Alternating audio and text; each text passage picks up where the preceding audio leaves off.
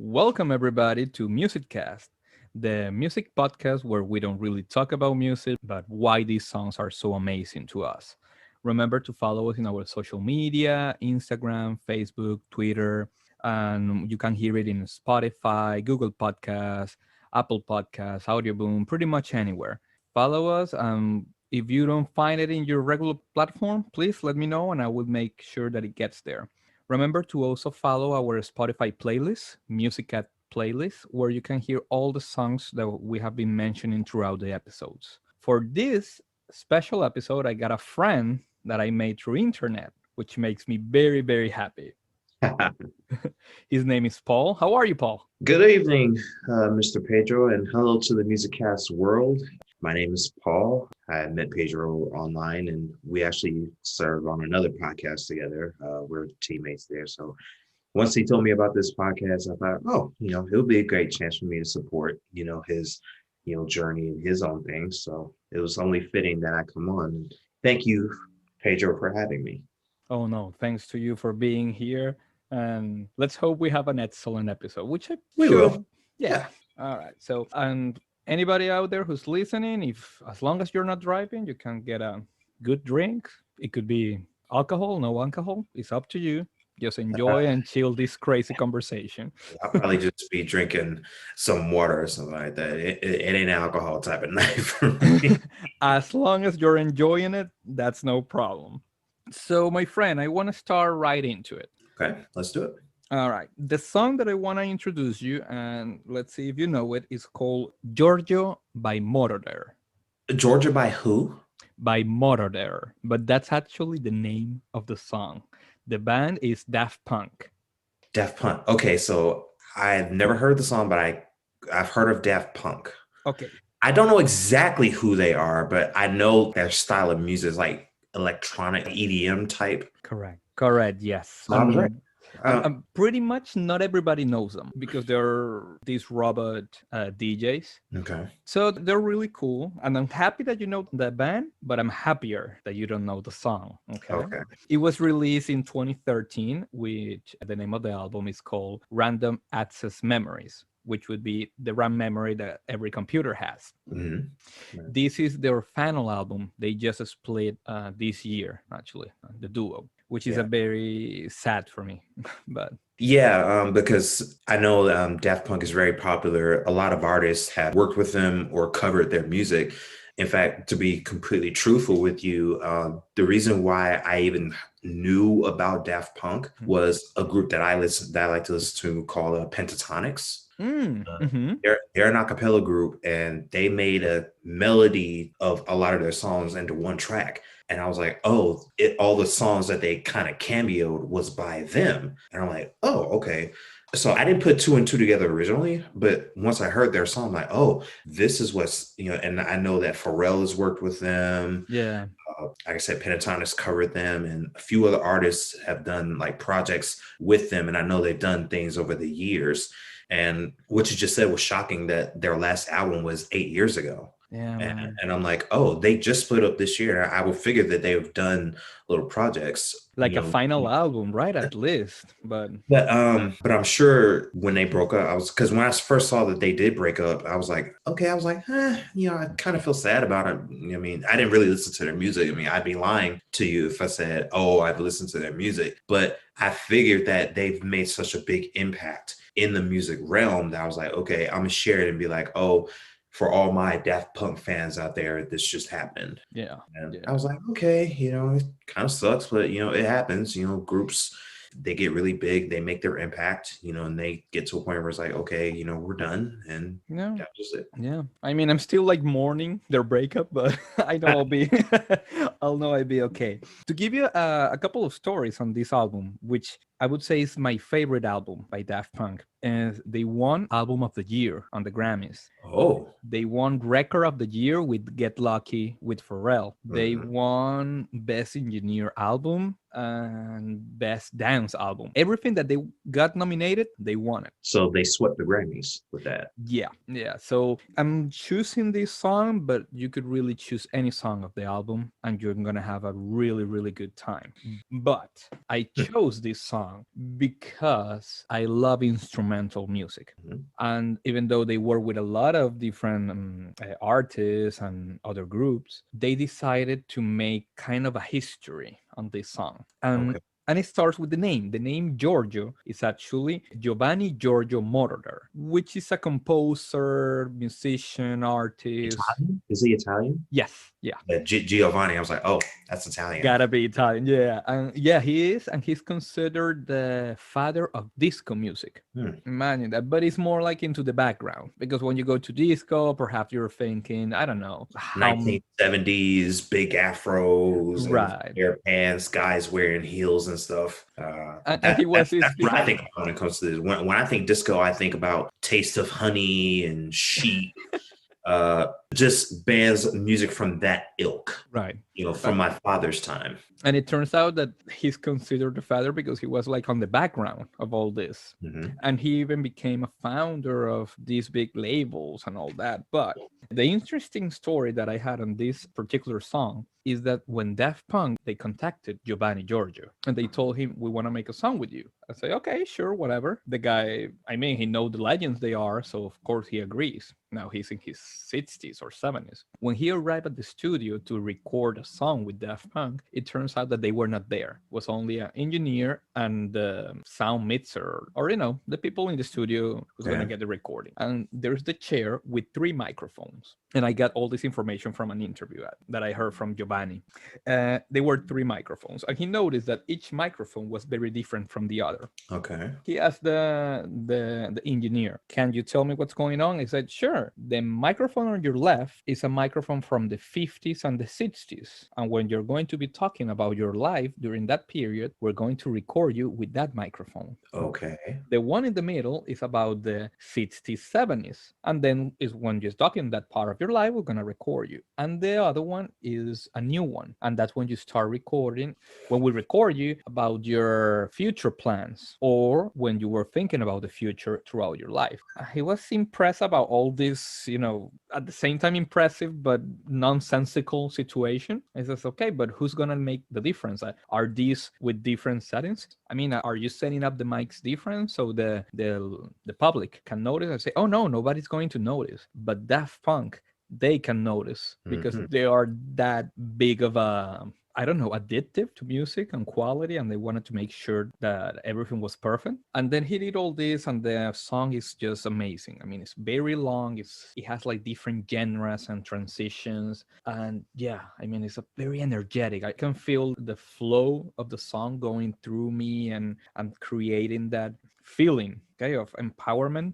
I would say that I can really change the world if I get enough inspiration from this song. Okay. Yeah. What do you think? Do you have like any genres or type of music that you go to get inspiration or? Well, for me, it's pretty simple. Okay, so to answer your question, I'm very eclectic. I have an appreciation for, or at least I try to have an appreciation for all kinds of different music. The only one that I will say that I haven't touched that I kind of really don't understand is goth. Only because they all wear black and they're very emo and the voices are really rough and I can't understand it. And I'm just like, okay, I'm just not gonna touch it. I mean, I respect it. Saying if you listen to goth out there, then hey, That's yeah, be I be love that them. be that. But I just can't wrap my head around it. But anyway, So yeah, I yeah, would say, let me stop you right there. Hold on. Let me ask you. hmm, When you say goth, are you talking probably like Marilyn Manson or like Metallica, or do you know like a? well, I've always thought Metallica was like a really hard rock band. You Yeah. know what I mean?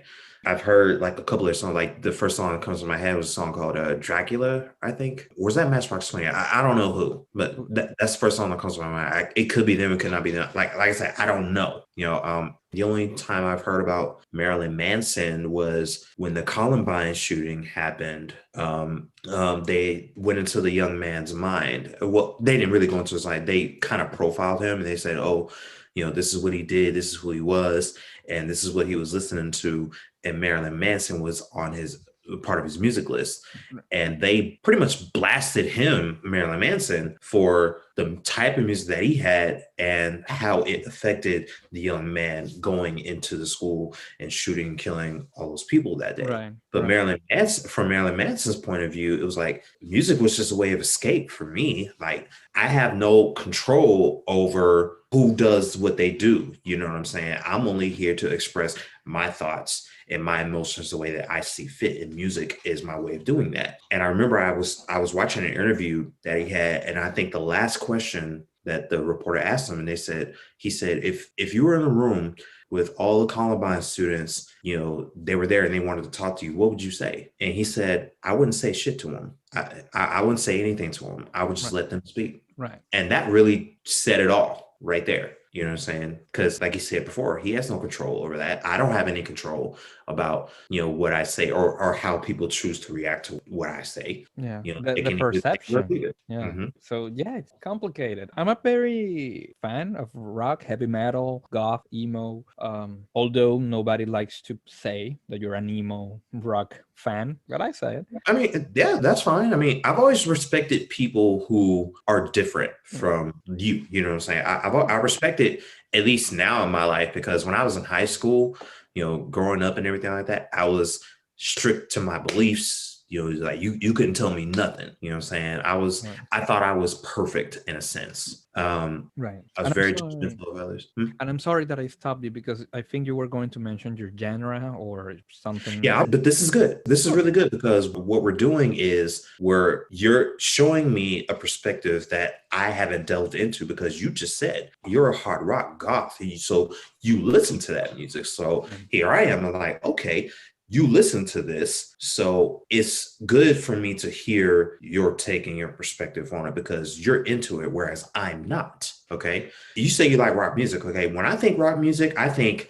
Green Day, Yellow Mhm. Card, Nickelback, My Chemical Romance, you know, bands from that ilk. Right. Okay. I don't know any of the hard rock stuff like Korn and Matchbox 20, Smash Mouth. You know what I'm saying? I don't know them. Right. You know what I'm saying? I know that they're out there and I know that they make good music and people like it. You know, it just wouldn't be my go-to. Right. Well, actually, Korn is my favorite group in the whole world. So that can tell you pretty much where I go to in within the rock. I mean, I hear to Green Day, I hear to everything, but Korn is my favorite one. And Okay, yeah. The first time I heard Korn, my brother, who, fun fact, was actually a part of a band with his best friend at one point in time. okay. You know, he would listen to stuff like that. It would be Korn, older Linkin Park, you know, music. Okay. He would rock that stuff, and then we used to live in our house, and he would go into the basement and just play his drums because he's a drummer. You know what Oh I'm saying? wow. And I'm just like, oh, you know, like this is what he does. And I'm like, okay, fine. You know, that's him.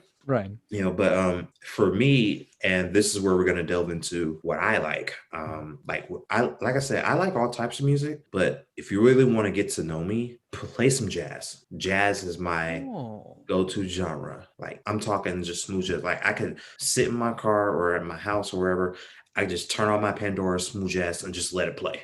nice. Because smooth jazz just relaxes me. You know, I don't care what I'm doing. If I'm having a bad day, I'll just go in my room. I'll just play some jazz and just breathe and just relax. Because jazz takes me it just takes me to a place where I just know everything's gonna be all right, and I can just take a breath. I can meditate. I meditate to jazz. You know what I'm saying? Whenever I want to impress a girl, I play jazz. You Nice. know. You smooth your way with jazz.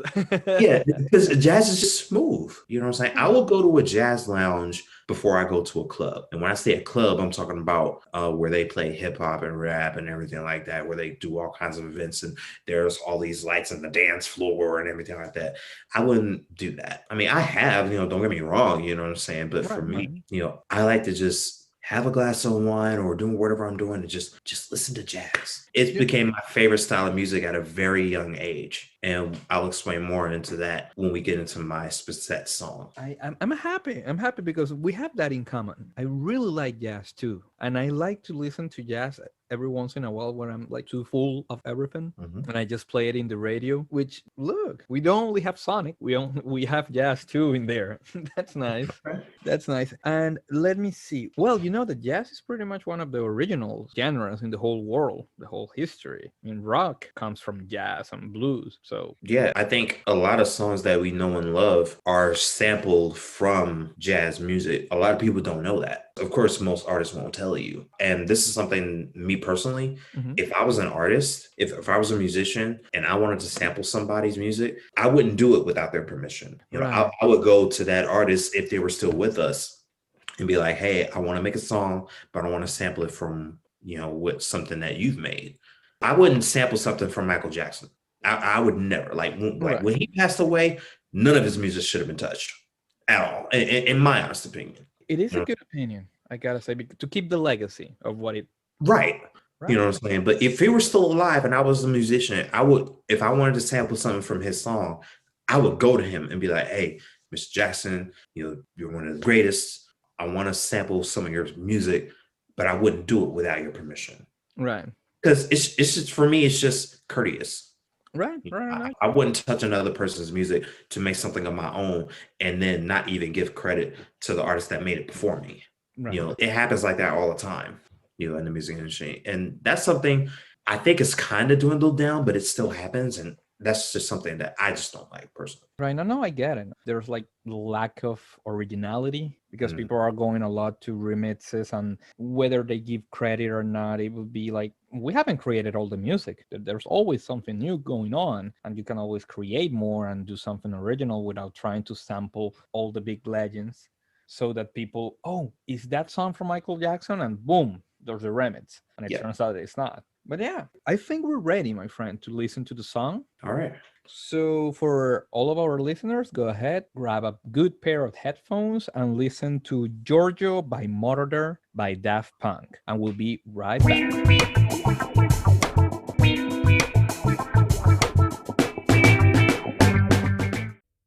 And we're back. How was it, my friend?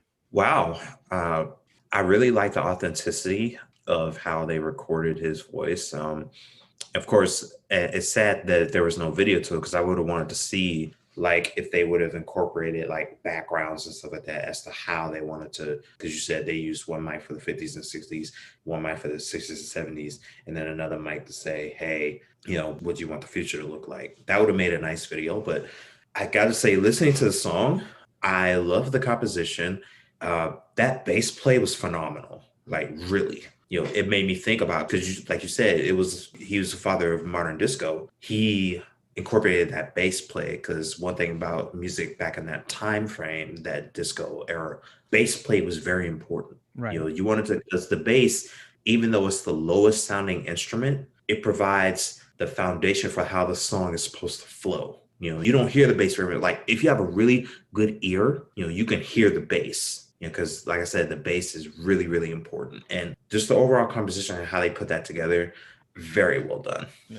And actually think now that we had this conversation, I think you really can enjoy because there's a lot of jazz element going on with the same song at the same time. Mhm. The thing is that when you get all the synthesizers and all this, it can be hidden somehow. But I feel that it's pretty much like a jazz concert where there's like a certain instrument that is shining throughout the whole song, Yes. which is amazing. I think it's a really, really good song. And anybody who's out there, check it out. Check it out because you're gonna have a good time. And if you don't like the song, try any other on the album, and you will find something in there. But enough about me. What you got for me, my friend? All right. So I have a little song that I really like very much. And it wasn't until I was older that I realized who it was and what the name of the song was. But every time I heard it over the course of my life, it will bring me back to my childhood. And because in my childhood growing up, every Saturday was clean the house day. Hmm. And during clean the house day, of course, we would play music And my father, he played a lot of old stuff. We're talking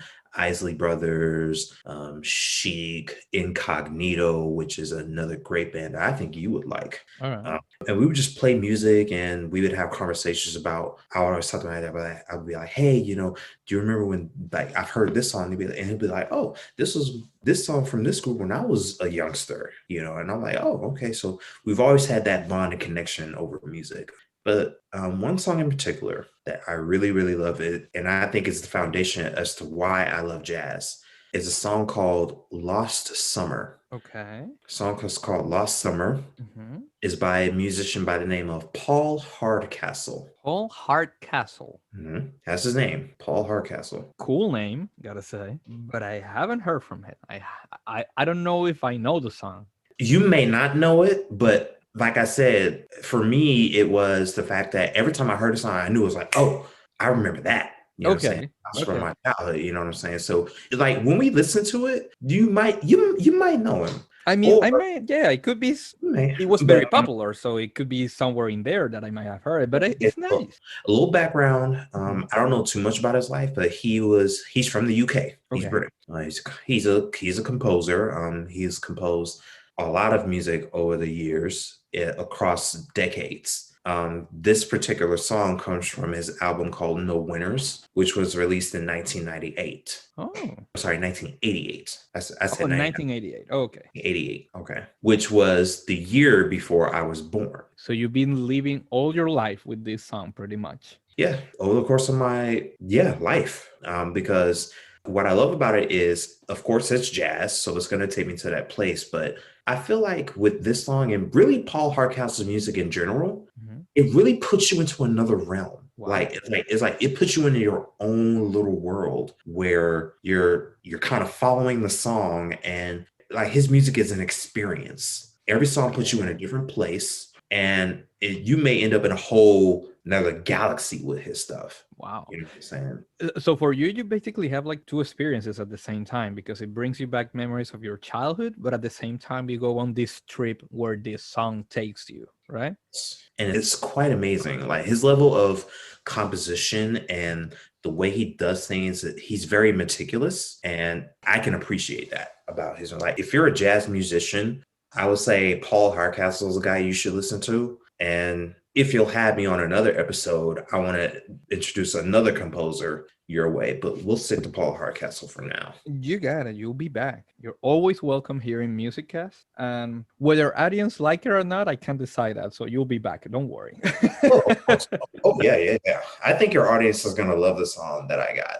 Yeah, that's actually what we got this podcast. So we can get to know all these different people from different areas. Because if it were for me, most likely it's gonna be hard rock all, for like 600 episodes. Mhm. So I'm trying to get that. And so jazz, you told me that you use this song like an introduction to the whole genre. Or would you say that this one is the one that got you in love with the jazz?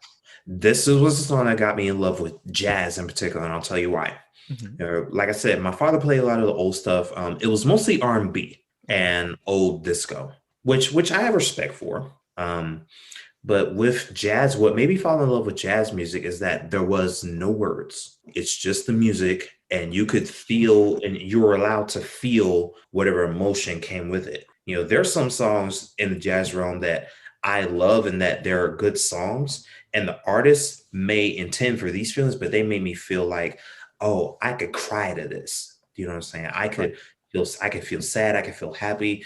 I could dance to this song at my wedding. You know what I'm saying? So jazz really brings up those emotions that you can talk about them in an uncommon way. Like there's some songs by a lot of artists that you could dance to at your wedding and be like, oh, it has such sentimental value and everything like that. But with jazz, you could listen to it and be like, oh, I could listen to this and dance to this song at my wedding, but like it really puts you there. Right. You're saying, Yeah, like I said, with Paul Hardcastle music, and from my experience, it really takes you to a whole nother world. Like it's really an experience. You get a different experience when you listen to jazz as opposed to other genres of music, right. particularly those that, where the artist is actually singing. Right, because the same lyrics and the voice can take you somewhere where the singer wants you to go. Mhm. But with jazz, you go pretty much You go on your own kind of course. right, right. And because you're mentioning jazz and you're a jazz fan, is there you're into soft jazz? You told me earlier. Mhm. I'm What in do a you? jazz period. Oh, okay, okay. Do you have like those subgenres that you don't really like? For example, I'm a really fan of acid jazz. I really Okay. like that this dissonant jazz sometimes. There was a radio here in Miami, and they put it a lot in at night, which I tend to listen to. I like. Would you say that you go through all the subgenres or jazz, or For me, it's not that I don't go to subgenres. I really don't really know like other genres. Like for me, I was always like growing up when I heard smooth jazz on the radio. That's what it was called, just smooth jazz. okay, That's what all jazz was, just smooth jazz. Yeah, but of course there's classic jazz, there's contemporary, there's this that. What I would love to do is delve into jazz. And I know Paul Hardcastle, he's international, he's from the Great Britain, but I want to listen to jazz from all over the world. Like I want to hear what Australian jazz sounds like. I want to hear what Japanese jazz sounds like. I want to go international with my jazz. and Of find course. the how to say that, the little tributes that you get from all these different part of the world, right? Okay. But yeah, I want to listen to jazz from all those different types of artists. And of course, I want to delve into, new artists there that are out now. Do you And are they, because I'm not into that realm, are they new jazz musicians or most of the jazz I listen to are from folks that are like established. okay, For example, like I said, Paul Hardcastle, he's been doing this for decades. Jeff Lorber and Culbertson, my God, Norman Brown, Speakeasy, Paul Taylor, Esperanza Spalding, who, by the way, just won the Grammy for Jazz Album of the Year. So kudos to her. So she is on like a whole power level. You know what I'm saying? My gosh, there's so many, right, that I could get into. And for me, it doesn't matter what style of jazz that you play. There could be no words or very little words, but you always get a feeling of relaxation, and you always get emotions as to where you're like, okay, this is what I feel when I feel this. Why do I feel like this? When this song comes on, what do I think about? And you kind of go through your own thoughts and your own emotions. That's why jazz is a great tool for you to listen to when you're alone okay, okay, or when you're with somebody special, you know what I'm saying, in certain instances. And I'll tell you this, I have a favorite jazz album that I listen to at night that gives me different emotions at night as opposed to me listening to it during the day. I'm like, okay, this album sounds better for me at night. This song for me sounds better when I'm doing this, this one. So that's what I love about jazz. It's so versatile. The right, sounds are so versatile, the instruments, everything, and it's all a composure. Like you have your primary artist who plays his instrument, like for example, Brian Culbertson,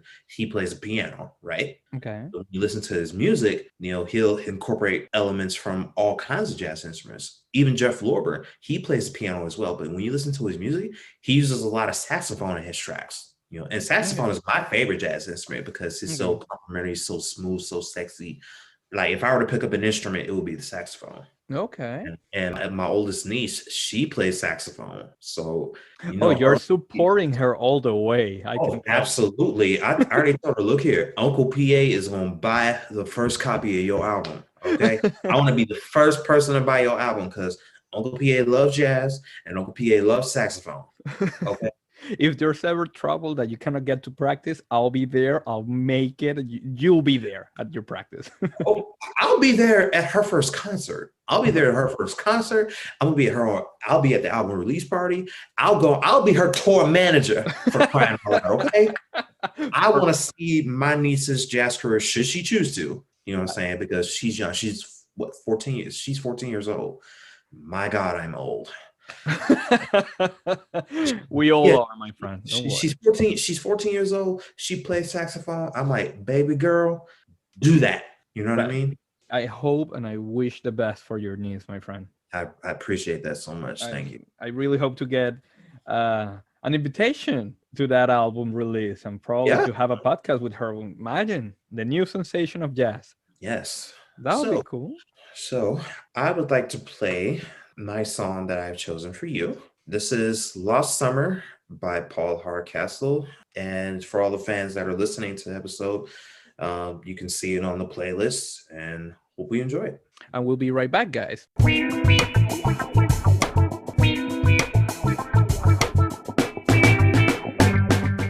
And we're back. Wow. Wow. Wow. You were right. It made my mind go to somewhere else. Mm-hmm. I felt like in a tropical beach, starry night. It was, Ah, I don't know, the wind instrument, the saxophone, and I think I noticed something like a flute, maybe. mhm. I felt like it was like kind of hugging me, my friend. It was really, really smoothing song. I liked it a lot. It's a song that I will definitely hear again. And yeah, yeah, Yeah, like I said, like when you listen to Paul Hardcastle's music, you're gonna be taken to a whole nother place. It's like a lot of people may not understand like where you're coming from, like when you explain it to them, like I kind of had that same feeling as well. When I first listened, like it would be something I listen to like when I'm on the beach and I'm just there in the moment. I'm just hearing the sea breeze and sipping my drink or and I'm just sitting there and I'm just taking it in. right, right. No, no, no. I really like it, and it made me feel, or it kind of gives you the notice that it's a simple song, but it's very complex. Mhm. Like every instrument starts and stops in the right moment, and yeah, Yeah, I admire. yeah, that's why I like Paul Hardcastle as a composer because he knows exactly the moments when he wants to trigger a certain emotion or maybe he wants you to go into another part at exactly the right points. Yeah. You know what I'm saying? Yeah, he thought about every second of the song. And congrats to him for wow, really making a really nice, soothing song. I will definitely look more into him. I can tell you that for sure. As we are approaching our last part of the episode, this is the time, my friend, that you promote yourself. You tell us a little bit about your life, about projects that you may have that you want to talk to, or if not, just say Yes. whatever you want. Cool. So once again, Pedro, thank you for having me on the show. This was really cool. Yeah, so for everybody out there, hey, my name's Paul. You can call me PA for short. 32 years old, single guy. You know, ladies hit me up. Yeah. But I'm a very open book. I work in food service. I like to cook. I like to talk. You know, of course, I love jazz music, as you all know. And I said earlier, you know, if I'm impressing a girl, you know what I'm saying, I play jazz. So if you want to hit me up, you know, say we go on our date, we gonna listen to some jazz. You know what I'm saying? I like I that. want you to relax around me. You know what I'm saying? Cool, cool. I will, if you agree, we put your Instagram or something like that. So Yeah, oh yeah, definitely. please. Ooh. Yes. I am on Instagram, at the PA show, THE underscore PA underscore show. And it's open, so please feel free to follow me. You can DM me. I like to talk. I've been wanting to talk to more strangers, you know, and everything anyway, because I've wanted to open my world up to more perspectives and more points of view from people, not just here in America, but all over the world. So when you listen to this episode, you know, you can give me a follow. You can DM me. We can chat. We can talk. You know, I'm an open book. And I also have my own podcast. It's called The King's Court. And Pedro, I'm going to have you on eventually. You know, we're going to talk behind the scenes a little bit later about that. All right. When you click on this episode, I'll leave a link to my podcast in the description. You'll see it there. And you can give my episodes a listen. You can DM me if you want to talk about it. And that's it. That's all I got. Oh, and we have another project in common, my friend. Hmm. The Hedgehog Zone. Oh yes. Yeah, definitely. Yes, the Hedgehog Zone. We are both Pedro and I, we're part of the Hedgehog Zone team. You can follow us on Instagram. We have a Discord server as well, Facebook, Twitter. And if you ever listen to our lives or watch our lives, I'm the guy that follows the comments usually. So if you're gonna comment, if you're gonna talk about, you know, this episode, I'm gonna look at your comments, I'm gonna see what you guys are saying, and you might actually get a response from me because I like to talk. You know, I like discourse. So yes, feel free to hit me up, guys. All right. With this, we start the ending of our podcast, my friends. Remember to follow us on our social media: Facebook, Instagram, Twitter, probably LinkedIn. In some point, we're not sure. Perhaps we're gonna start a Discord server or not. We're gonna notice anytime. You can hear these podcasts in almost every platform. Remember to follow our Spotify playlist, Musiccast playlist, where you can hear the songs that we mentioned in this episode and all the other songs from the past episodes. With this, we say goodbye, and I'll listen to you some other time. I will see you guys later soon. Thank you for having me.